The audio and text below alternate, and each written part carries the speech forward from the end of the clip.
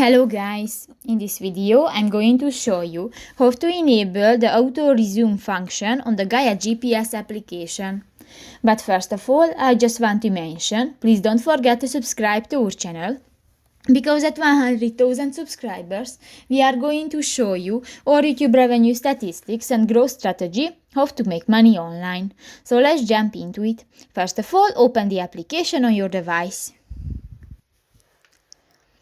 New, go to the settings icon next to the saved button at the lower right corner of the screen in the lower bar and go to the performance option. Here go to the map download section and you can find the first option, the auto resume, resuming complete downloads on launch. And if you want to enable this function, just click to the next white circle, and if it will be green, this function will be enabled on your device and on your application. So that's pretty much it for this video guys. See you in the next one. Bye bye.